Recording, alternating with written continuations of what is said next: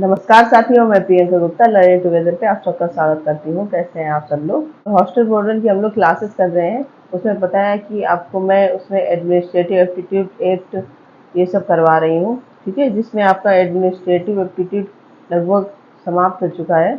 अगर आपका कोई और भी टॉपिक बचता है उसमें तो उसकी एक्स्ट्रा क्लास भी लगाई जा सकती है। तो और जो हमारा एक्ट वाला पार्ट है उसका भी हो चुका है।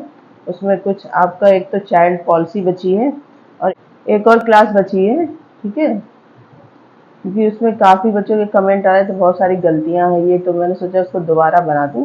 तो इस दो टॉपिक आपके बचे हैं, बाकी आपके जितने भी एक्ट हैं वो लगभग हो चुके हैं।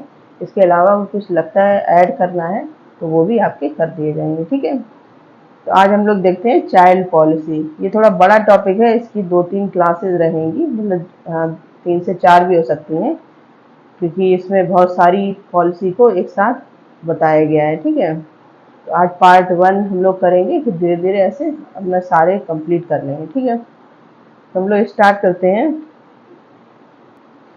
Child policy in India.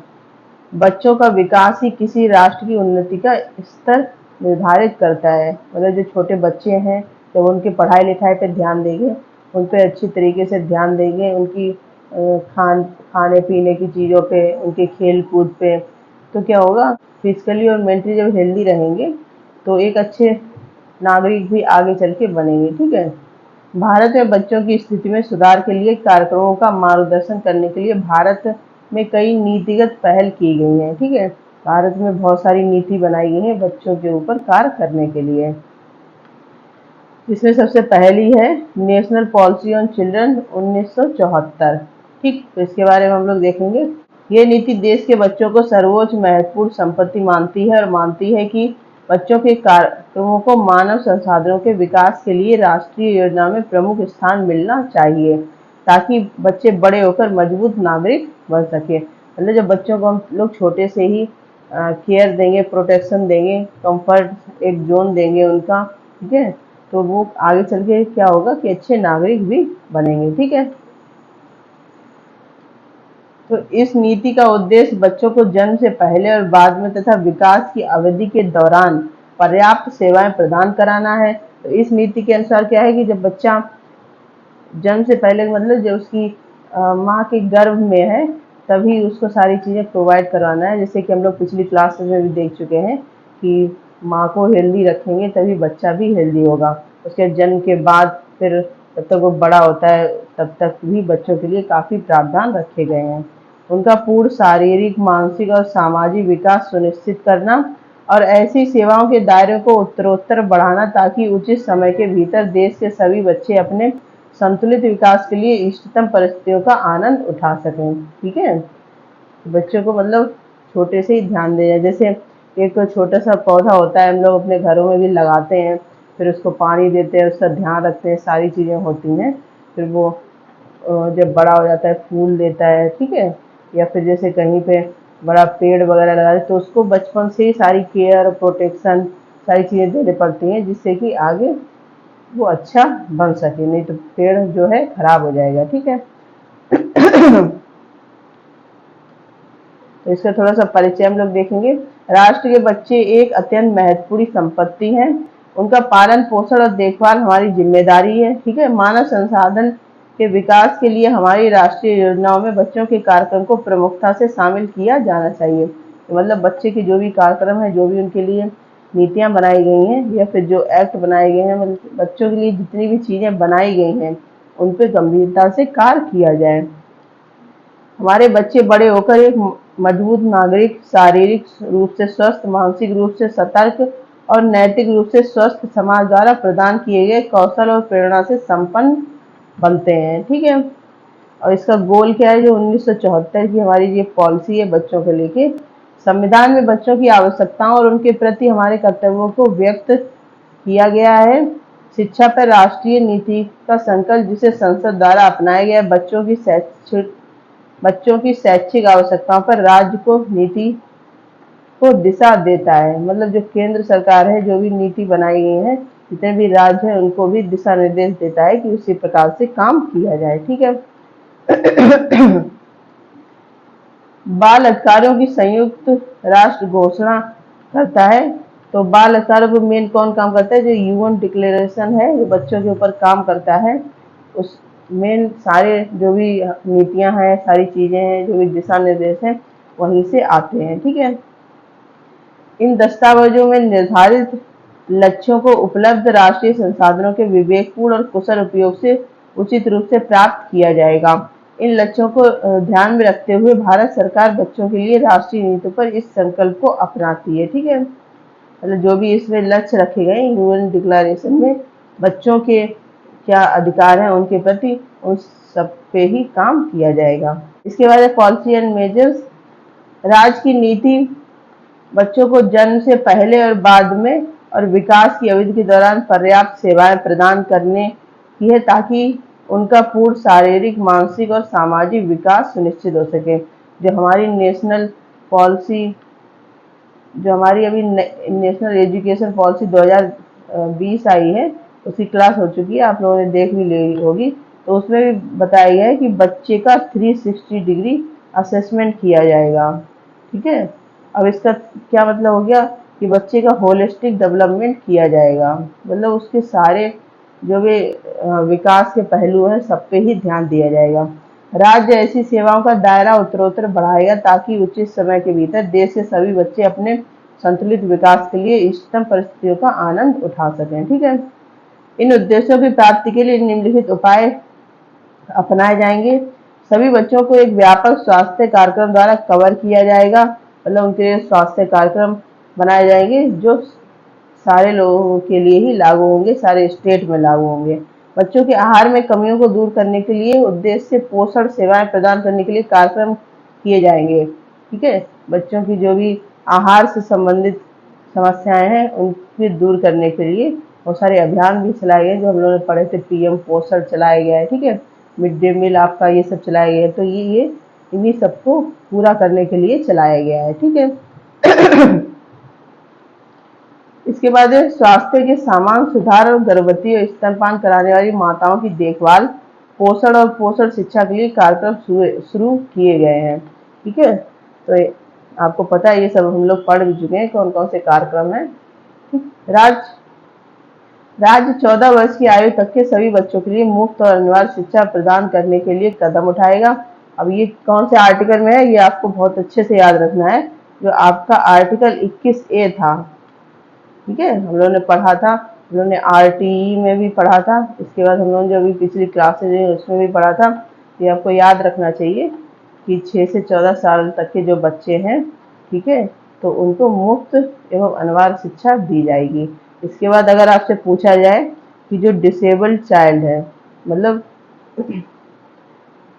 जो हैंडीकैप वगैरह है ये सब, तो उनके लिए कितना है? 6 से 18, और जो नॉर्मल है उनके लिए 6 से 14। ये हम लोग पढ़ चुके हैं, आपको ध्यान भी रखना है। ठीक है। जिसके लिए संसाधनों की उपलब्धता के अनुरूप एक समयबद्ध कार्यक्रम तैयार किया जाएगा। ठीक है। स्कूलों में व्याप्त बर्बादी और ठहराव को कम करने के लिए विशेष प्रयास किए जाएंगे, विशेषकर लड़कियों और समाज के कमजोर वर्गों के बच्चों के मामले में। ठीक है। तो आपका जो एकलव्य मॉडल रेजिडेंशियल स्कूल है, ये तो पूरा डिपेंड ही है जो आपके एसटी कैटेगरी से बच्चे आते हैं, शेड्यूल ट्राइब। ठीक है। तो उनके लिए ही प्रॉपर अलग से स्कूल खोले गए हैं। ऐसे वर्गों के प्री स्कूल बच्चों के लिए अनौपचारिक शिक्षा का कार्यक्रम भी शुरू किया जाएगा। मतलब जो ऐसे वर्ग से बच्चे आते हैं, क्योंकि क्या होता है कि यहाँ पे ज़्यादा पढ़ाई लिखाई को लेके उनके माता पिता या आसपास के लोग इतने सजग नहीं होते हैं। तो उन प्री स्कूल का मतलब है कि अगर जैसे बच्चा मान लो कि 12 साल का है या 13 साल का या 10 साल का, स्कूल कभी एक बार गया था फिर छोड़ दिया स्कूल, तो उसको अब मेन धारा में लाने के लिए उसके लिए अलग से स्कूल खोले जाएंगे, ताकि वो जो चल रही है, पूरा सिस्टम चल रहा है, उसके साथ भी बच्चे तालमेल बैठा सकें। ठीक है। जो बच्चे औपचारिक स्कूली शिक्षा का पूरा लाभ उठाने में सक्षम नहीं हैं, उन्हें उनकी आवश्यकता के अनुकूल अन्य प्रकार की शिक्षा प्रदान की जानी चाहिए। ठीक है। अब बहुत सारे बच्चे हैं जो स्कूल रेगुलर नहीं आ सकते, बहुत सारी रीजन भी हो जाते हैं, तो उनके लिए अलग से स्कूल खोले गए हैं। ठीक है। जो उनको कम से कम इस लायक बनाए कि उनकी आगे आने वाली जो ज़िंदगी है या जो उनके फैमिली मेंबर हैं उनके लिए वो कुछ अच्छा कर पाएँ। मतलब एक व्यवसाय की नीति से भी ये सारे कार्यक्रम काम करते हैं, ठीक है। स्कूलों, सामुदायिक केंद्रों और ऐसे अन्य संस्थानों में शारीरिक शिक्षा, खेल और अन्य प्रकार की मनोरंजक, सांस्कृतिक और वैज्ञानिक गतिविधियों को बढ़ावा दिया जाएगा, ठीक है।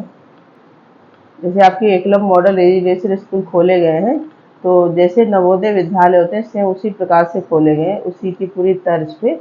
नवोदय विद्यालय में क्या होता था कि गांव से रिलेटेड बच्चे हैं उनको लिया जाएगा, लेकिन ये वाले हैं जो आपके एकलव्य मॉडल रेजिडेंशियल स्कूल, इसमें क्या किया गया है कि जो आपके शेड्यूल ट्राइब से आते हैं बच्चे, ठीक है, उनके लिए ये खोले गए हैं। अवसर की समानता सुनिश्चित करने के लिए समाज के कमजोर वर्गों के सभी बच्चों को विशेष सहायता प्रदान की जाएगी, जैसे कि अनुसूचित जाति और अनुसूचित जनजाति बच्चे और शहरी और आर्थिक रूप से कमजोर वर्गों के बच्चे, ठीक है।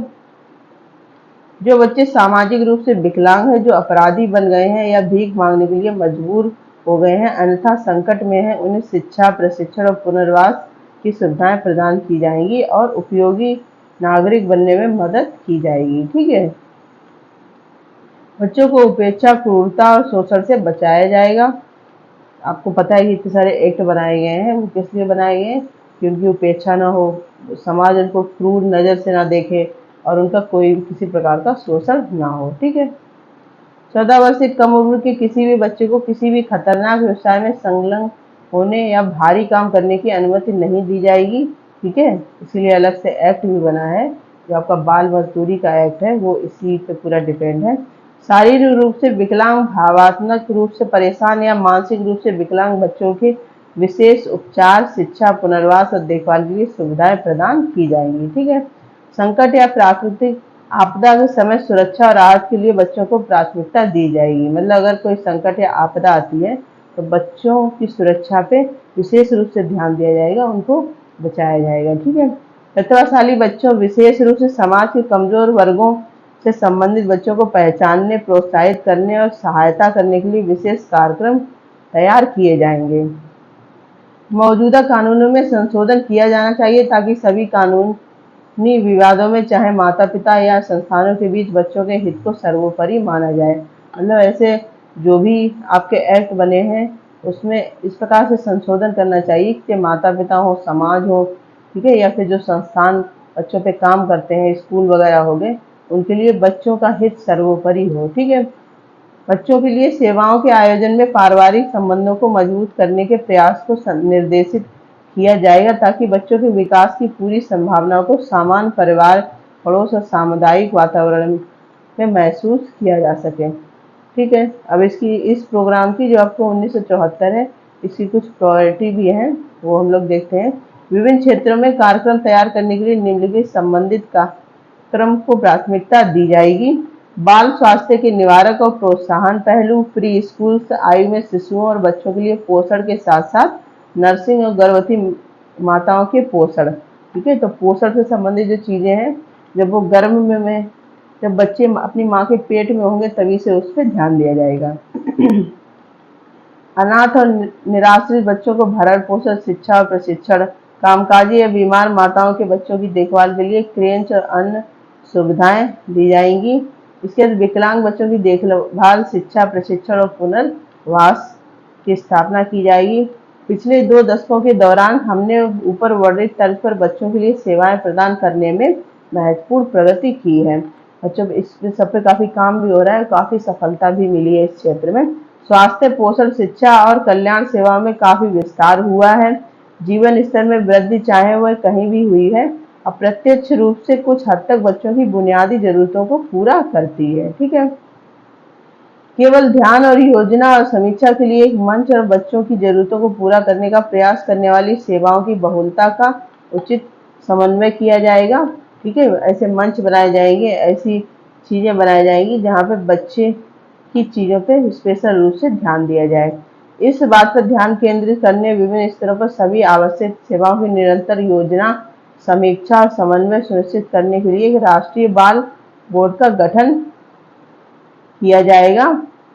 इसी तरह के बोर्ड राज्य स्तर पर भी गठित किए जाएंगे। ठीक है, तो इन सब चीज़ों को, इनकी कैसे प्लानिंग करनी है, कैसे इस पे वर्क करना है, कैसे जो गोल रखे हैं इनको पूरा करना है, उसके लिए एक राष्ट्रीय बाल बोर्ड का गठन किया जाएगा और राज्य स्तर पर भी इन बोर्ड का गठन किया जाएगा। ठीक है, इसका रोल ऑफ वॉलंटरी ऑर्गेनाइजेशन, जो ऑर्गेनाइजेशन इनसे रिलेटेड काम करते हैं उनका क्या रोल होगा, इसके बारे में हम लोग देखेंगे। सरकार प्रयास करेगी कि बाल कल्याण कार्यक्रमों के लिए पर्याप्त संसाधन उपलब्ध कराए जाएं और उचित योजनाएं शुरू की जाएं। ठीक है, साथ ही बाल कल्याण के क्षेत्र में लगे स्वैच्छिक संगठनों को शिक्षा, स्वास्थ्य, मनोरंजन और सामाजिक कल्याण सेवाओं के क्षेत्र में स्वयं या राज्य की सहायता से विकसित होने का अवसर मिलता है। इसके बाद भारत में स्वैच्छिक कार्रवाई की परंपरा रही है।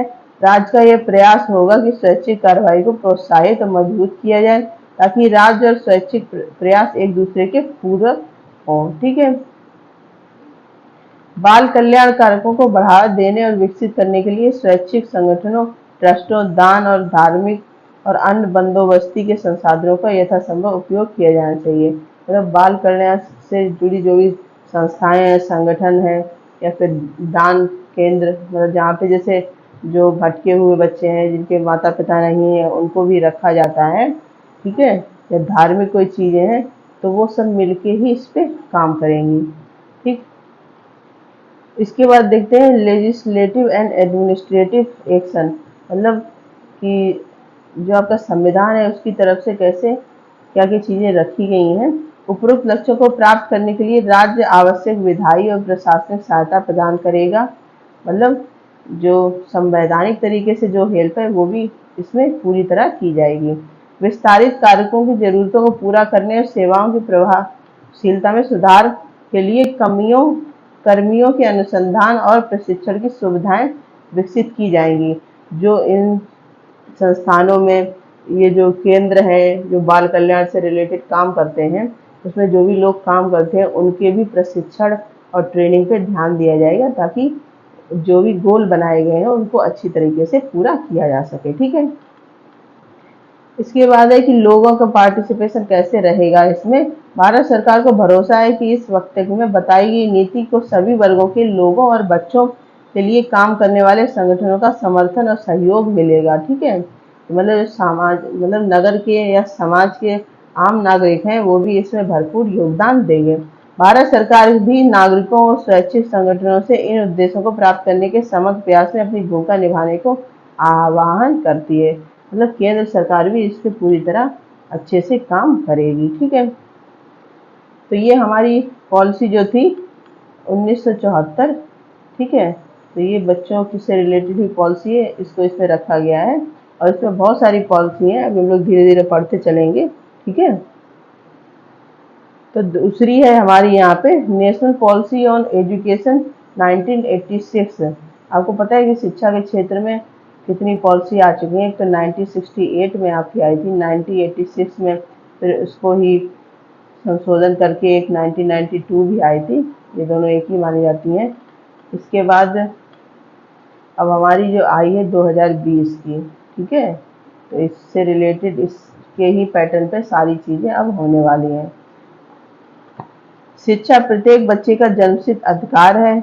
एनपीई 1986 और इसका पीओपी मतलब पीओए प्लान ऑफ एक्शन इसको बोला जाता है 1992 एक महत्वपूर्ण नीतिगत हस्तक्षेप है जो प्रारंभिक बचपन देखभाल और शिक्षा जो आपकी ईसीसीई होती है, early child care and education, और प्रारंभिक शिक्षा को बाल केंद्रित दृष्टिकोण के साथ उजागर करेगी। ठीक है, तो मेन जिसे हम लोग बच्चों की यहाँ पे बात कर रहे हैं, तो बच्चों से रिलेटेड एक संस्था है, आपको शायद आपने इसके बारे में सुना होगा, early child care and education. तो इस पे 1986 से ही वर्क हो रहा है। ठीक है, और अब काफ़ी इसके अलग से ही अब देखते हैं आप लोग जो न्यू एजुकेशन पॉलिसी अभी हमारी आई है 2020 की, इस पे काफ़ी अलग से इस पे विचार विमर्श किया गया है, उस पर काफ़ी अच्छे से काम भी किया जाएगा और अच्छे से। ठीक है, विभिन्न चरणों में शिक्षा के पुनर्गठन पर भाग 5 में ईसीसी शामिल है। कौन से भाग में शामिल है आपका भाग 5 में इसको शामिल किया गया है। ठीक है, जो बाल विकास की समग्र प्रगति को पहचानता है, अर्थात पोषण, स्वास्थ्य और सामाजिक, मानसिक, शारीरिक, नैतिक और भावनात्मक विकास। तो जो ECCE है आपकी, वो बच्चों के एक होलिस्टिक डेवलपमेंट पे ही ध्यान देती है। ठीक है, ECC को उच्च प्राथमिकता मिलेगी और इसे एकीकृत बाल विकास सेवाओं, जो क्या होता है आपका ICDC, इसको क्या बोलते हैं, इंटीग्रेटेड चाइल्ड डेवलपमेंट सर्विस। ठीक है, तो ये भी ECC से रिलेट करती है, के साथ उपयुक्त रूप से एकीकृत किया जाएगा।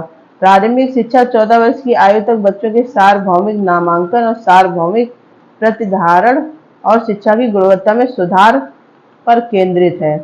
ठीक है, जो आपका 6 से 14 साल के बच्चों की फ्री एंड कंपलसरी एजुकेशन की बात की गई है, उसमें भी इस सब के बारे में फोकस किया गया है। ठीक है, अब इस नीति के कारण 1993 में राष्ट्रीय प्राथमिक शिक्षा मिशन, सभी के लिए शिक्षा, अब एक और 1993 में आपका मिशन आया था, एजुकेशन फॉर ऑल।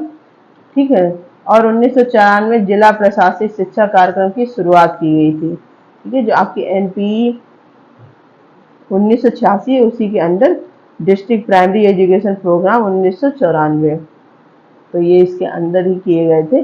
सर्व शिक्षा अभियान 2010 तक संतोषजनक गुणवत्ता वाली प्राथमिक शिक्षा के सार्वभौमिकरण के लक्ष्य को प्राप्त करना चाहता है। आपको पता है सर्व शिक्षा अभियान भी चलाया गया है, ये बच्चों से रिलेटेड ही। ठीक है, जो बच्चों की शिक्षा पर ध्यान देता है। कब चलाया गया था? 2010। इसे राष्ट्रीय शिक्षा नीति 1986 से पहले 1985 में नीति दस्तावेज और शिक्षा की चुनौतियों एक नीति परिपेक्ष जारी किया गया था, जिस पर पूरे देश में व्यापक रूप से चर्चा हुई और प्राप्त सुझावों को NPE 1986 में शामिल किया गया। जो आपकी 1986 की पॉलिसी थी, ये इस पर काफ़ी लंबा काम हुआ था। 1985 में इससे रिलेटेड जो भी डॉक्यूमेंट रहे हैं उनको लाया गया था। यहाँ पे देख सकते हैं, चैलेंजेज ऑफ एजुकेशन और पॉलिसी पर्सपेक्टिव इन 1985, ये डॉक्यूमेंट का नाम था, इसको आप लोग याद रख सकते हैं। ठीक है, तो इससे रिलेटेड फिर सारे सुझाव आए, सबके अलग अलग विचार आए, सबको मिलाते हुए फिर 1986 की ये पॉलिसी बनाई गई थी। राष्ट्रीय शिक्षा नीति NPE को मई 1986 में संसद द्वारा अपनाया गया था। नीति में माना गया कि शिक्षा वर्तमान और भविष्य में एक अद्वितीय निवेश है। ठीक है, तो ये अलग से ही बोल्ड रूप में लिखा हुआ है, यहाँ पे आप लोग देख सकते हैं, education is a unique investment in the present and future. ठीक है, ये कौन से पैरा में लिखा है? NPE 1986 के पैरा 2.4 में। ठीक है, इसके बाद इसकी क्या क्या मेजर रिकमेंडेशन थी, मतलब इस नीति में किन किन चीज़ों पे ज़्यादा ध्यान दिया गया, उन पे हम लोग बात करेंगे। राष्ट्रीय प्लानिंग ने 1968 के सुझाव के अनुसार एक समान शैक्षिक संरचना यानी 10+2+3 परिकल्पना की थी। और आपको पता है पहले अपना मतलब अभी तक हम लोगों ने कैसा पढ़ा है, 10+2+3। ठीक है, अब आगे वाली जो NPE आपकी आने वाली है उसमें क्या है, 5+3+3+4, इस बेस पे सारी एजुकेशन होने वाली है। ठीक है, सबसे पहले देखेंगे प्रारंभिक बचपन की देखभाल और शिक्षा। ठीक, तो जो आपका early child care and education है, इस पे काफ़ी वर्क हो रहा है बहुत पहले से ही। नीति में छोटे बच्चों की शिक्षा और देखभाल को उचित महत्व दिया गया है, विशेष रूप से पहली पीढ़ी के शिक्षार्थियों के लिए एकीकृत बाल विकास सेवा बालवाड़ी, राज्य सरकार के पूर्व प्राथमिक विद्यालय और नगर पालिकाओं डे केयर केंद्रों के साथ एकीकृत बच्चों के लिए प्रारंभिक बचपन देखभाल और शिक्षा कार्यक्रम की सिफारिश की गई। तो इसमें ही सबसे पहले ECC जो आपका early child care and education है उसके बारे में बात की गई। आपने जैसे अभी पिछली क्लास देखी होगी, जो NPE 2020 है उस पर भी इस पर काफ़ी गंभीरता से काम किया जाएगा। सारे कह सकते हैं कि एक एक पॉइंट क्लियर कर दिया गया है। ठीक है, इसके लिए अलग से टीचर भी रखे जाएंगे, जो आंगनवाड़ी हैं या फिर आपके बाल केंद्र हैं, उन सब में उनको शिक्षा दी जाएगी। ठीक है, इसके बाद है, इसमें एक और बात की गई थी, operation black board. Primary education के लिए ऑपरेशन ब्लैक बोर्ड की बात किसमें की गई थी? आपकी जो राष्ट्रीय शिक्षा नीति थी 1986 में। ठीक है, किसके लिए थी? प्राइमरी एजुकेशन के लिए। ठीक है, तो आपको ये याद रखना है, इसे 5 तक के लिए ये बनाया गया था। राष्ट्रीय शिक्षा नीति प्रारंभिक शिक्षा के 3 पहलुओं पर नया जोर दिया है। एक तो सार्वभौमिक नामांकन, मतलब जितने भी बच्चे हैं उन सबको स्कूल में नामांकन करवाना आवश्यक है। मतलब जैसे बच्चे स्कूल नहीं जाते हैं या ड्रॉप आउट बच्चे हैं, उन सबको बुलाया जाएगा, स्कूल में एनरोल कराया जाएगा। ठीक है, 14 वर्ष तक की आयु के बच्चों का सार्वभौमिक प्रतिधारण और द्वितीय शिक्षा की गुणवत्ता में उल्लेखनीय सुधार। 14 वर्ष तक पूरी केंद्र सरकार की और राज्य सरकार की जिम्मेदारी है बच्चा की पढ़ाई पे ध्यान दिया जाए। ठीक है, नीति में सीखने की बाल केंद्रित और गतिविधि आधारित प्रक्रिया और शारीरिक दंड के पूर्ण बहिष्कार पर जोर दिया गया है। मतलब बच्चे को कोई भी आप पनिशमेंट नहीं दे सकते हैं, इस पर भी काफी बात की गई है। ठीक है, इसके बाद education of schedule caste and schedule tribe and backward section. तो इसमें जो आपका एसटी है, एससी है, ठीक है, इसके बाद जो ओबीसी है, ठीक है, उनकी शिक्षा पर भी अलग से बात की गई। अनुसूचित जाति एवं अनुसूचित जनजाति एवं पिछड़े वर्गों की शिक्षा के संबंध में एनपीई ने आदिवासी क्षेत्रों, अनुसूचित जाति क्षेत्रों और पिछड़े क्षेत्रों में प्राथमिकता के आधार पर प्राथमिक विद्यालय खोलने और 1990 तक 6 से 11 आयु वर्ग के SC/ST बच्चों के 100% नामांकन का लक्ष्य निर्धारित करने के लिए सिफारिश की है।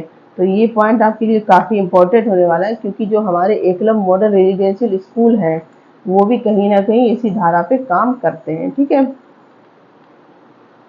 इसके बाद एजुकेशन ऑफ हैंडीकैप। अब जो विकलांग बच्चे हैं, विकलांग बच्चों पे भी काफी इस पे जोर दिया गया। लोकोमोटर विकलांगता, अन्य हल्की विकलांगता वाले बच्चों की शिक्षा सामान्य बच्चों की तरह होनी चाहिए।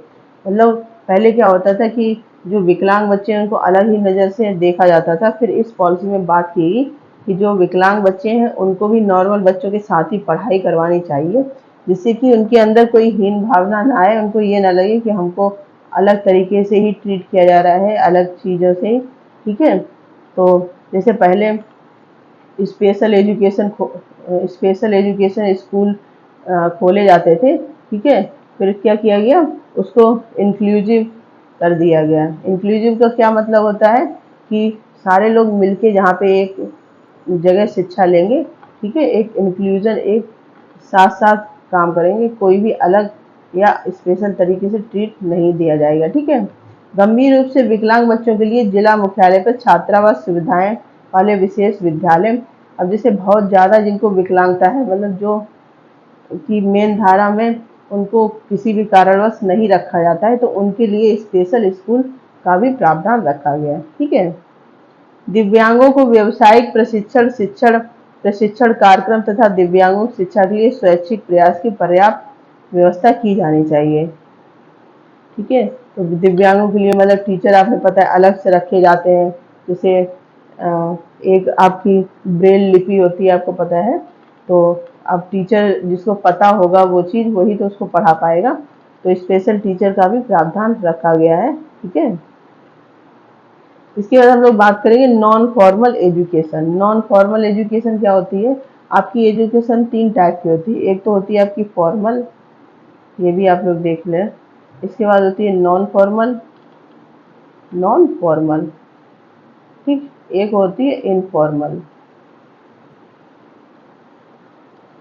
अब फॉर्मल तो आपको पता है कि जो हम लोग क्लासरूम में जाके पढ़ते हैं, मतलब टीचर पढ़ा रहा है, क्लासरूम है, सारे बच्चे बैठे हैं, मतलब एक टाइम फिक्स है कि 9 से 3 बजे तक क्लासेज होंगी। ठीक है, फिर लंच होगा, टाइम टेबल पूरा। तो वो आपकी एजुकेशन किसमें आ जाती है, जो फॉर्मल है। ठीक है, एक पूरा सिस्टमेटिक ढंग। नॉन फॉर्मल क्या है कि इसमें कोई पर्टिकुलर टाइम नहीं होगा, स्कूल नहीं होगा, टीचर नहीं होंगे। तो नॉन फॉर्मल में कैसे पढ़ाई होती है, आपने देखा होगा कि बहुत सारी ओपन यूनिवर्सिटी हैं, स्कूल हैं, जो क्या करते हैं, जो लोग ड्रॉप आउट कर जाते हैं या फिर जिन्होंने बहुत लंबे टाइम तक एजुकेशन नहीं ली होती है, उनके लिए ये खोले गए हैं। ठीक है, मतलब वहाँ पे आपको सर्टिफिकेट वगैरह सब कुछ दिया जाएगा, लेकिन कोई बाउंडेशन नहीं है कि आपको रेगुलर क्लास आनी है। आपको जब सुटेबल हो तब आप क्लास कर सकते हैं, पढ़ाई कर सकते हैं। ठीक है, उसकी आपको डिग्री वगैरह सब कुछ दे दी जाएगी। तो समझ में आ गया नॉन फॉर्मल क्या होता है। इसके बाद तीसरा जो हमारा टर्म है इनफॉर्मल। अब ये क्या होता है, इनफॉर्मल होता है कि आप लोग बचपन से अभी तक इतने बड़े हो गए, कहीं ना कहीं से आप कुछ ना कुछ शिक्षा ग्रहण करते ही हैं।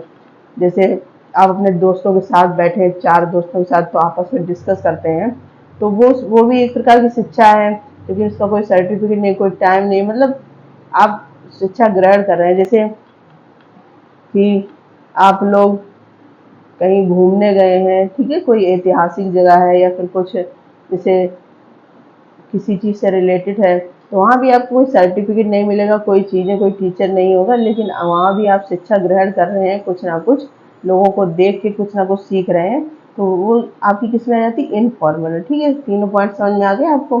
तो ये पॉइंट आपको याद रखने, हो सकता है इससे कुछ अगर सवाल पूछा जाता है तो आप तुरंत आंसर दे पाएंगे। ठीक है, स्कूल छोड़ने वाले बच्चों, बिना स्कूल वाली बस्तियों के बच्चों, स्कूल जाने में समस्या वाली लड़कियों, कामकाजी बच्चों के लिए तुलनीय गुणवत्ता के गैर औपचारिक शिक्षा कार्यक्रम का सुझाव दिया गया था। मतलब तो नॉन फॉर्मल एजुकेशन क्यों रखी गई है कि जो बहुत ज़्यादा गंभीर स्थिति में स्कूल नहीं जा सकते हैं, लेकिन उनकी पढ़ाई पे कोई रोक नहीं होनी चाहिए, इसके लिए नॉन फॉर्मल एजुकेशन का प्रावधान रखा गया है। ठीक है, NFE क्या है, नॉन फॉर्मल एजुकेशन।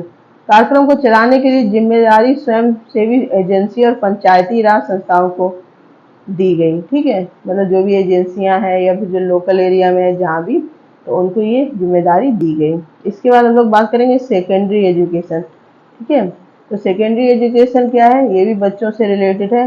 6 से 14 साल तक के बच्चों को बोला गया है कि फ्री एंड कंपलसरी एजुकेशन है।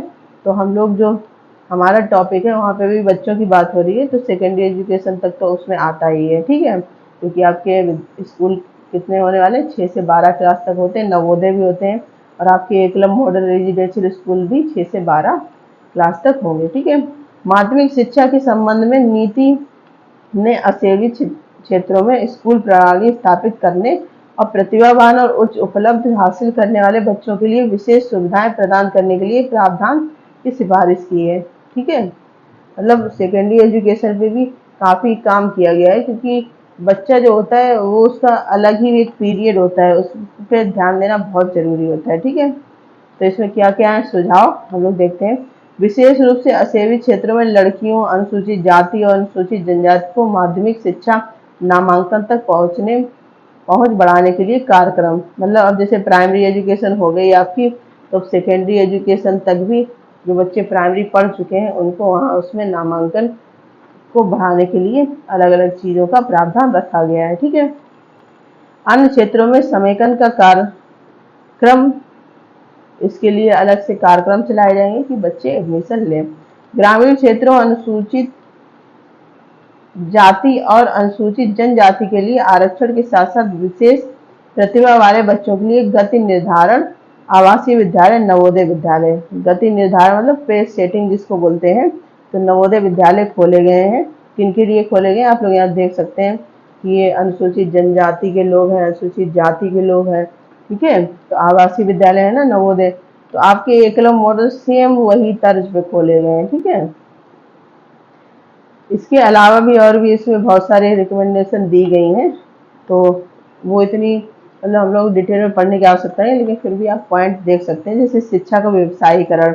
अब शिक्षा का व्यवसायीकरण का क्या मतलब है कि बच्चों को इस प्रकार से शिक्षित किया जाएगा, उनको इस प्रकार से जो आपकी को करिकुलम एक्टिविटी होती है, ठीक है, उनको कुछ ना कुछ ऐसा सिखाया जाएगा कि वो आगे चल के कुछ अपने लिए कर पाएँ। ठीक है, मतलब जॉब वगैरह को भी रिलेट करके शिक्षा देनी चाहिए, इस प्रकार से आप सीधे से समझ सकते हैं।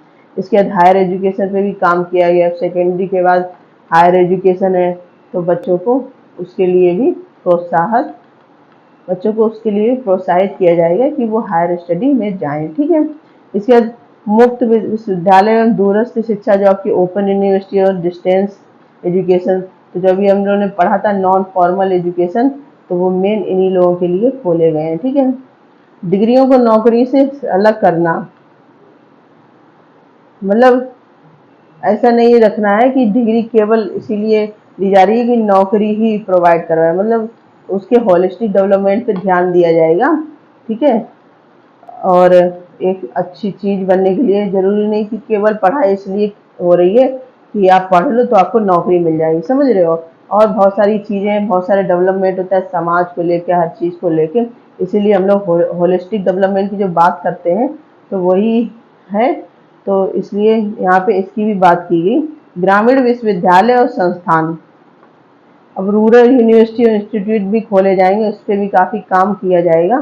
तकनीकी एवं प्रबंधन शिक्षा, आपकी जो टेक्निकल एवं मैनेजमेंट एजुकेशन है उस पर भी काफ़ी वर्क करने को इस पॉलिसी में बोला गया था। ठीक है, तो आज आपकी 2 पॉलिसी कंप्लीट हुई है। इसमें है पॉलिसी, तो आपकी एक कम से कम क्लास मतलब 4-5 क्लासेस हो जाएंगी। ठीक है, तो आज से हम लोग शुरुआत कर देते हैं।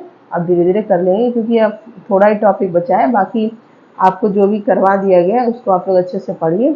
इसके बाद आपको पता है कि हम लोगों ने आईसीटी की क्लास स्टार्ट की है, तो अभी एक ही क्लास हुई है। ठीक है, जैसे ही ये वाला टॉपिक खत्म होता है वैसे उसकी क्लासेस आईसीटी की आपकी रेगुलर आने लगेंगी।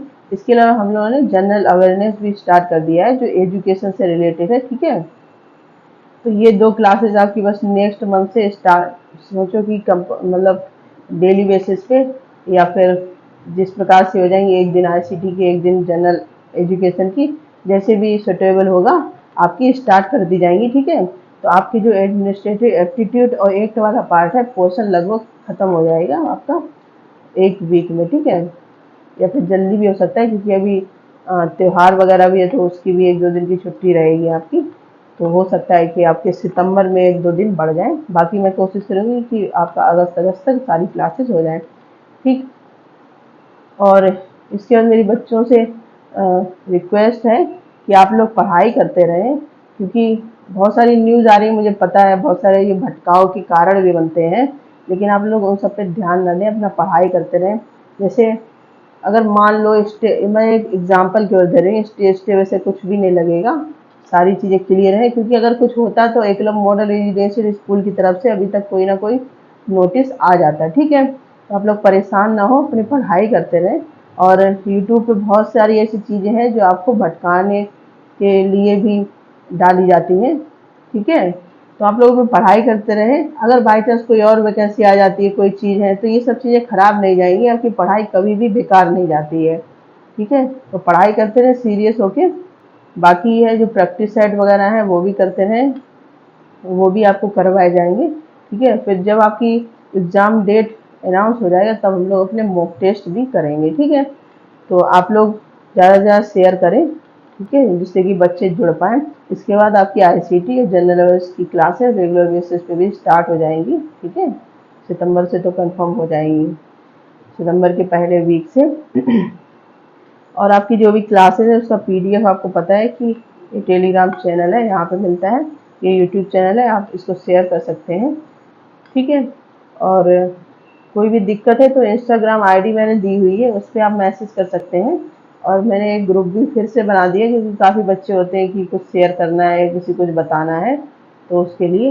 लेकिन ज़्यादातर बच्चे होते हैं कि इसमें आपस में पता नहीं क्या ही बात कर रहे हैं, तो आप लोग क्लास से रिलेटेड या पढ़ाई लिखाई से रिलेटेड ही बात करें। ठीक है, तो ज़्यादा सही रहेगा। और बाकी आप लोग अच्छे से पढ़ाई करते रहें, ज़्यादा इधर उधर की चीज़ों पे ध्यान ना दें, पढ़ाई बहुत ज़्यादा ज़रूरी है। ठीक है, और लर्निंग टूडे से जुड़ने के लिए बहुत बहुत धन्यवाद। इसी प्रकार से अपना प्यार और सहयोग बनाए रखें। धन्यवाद।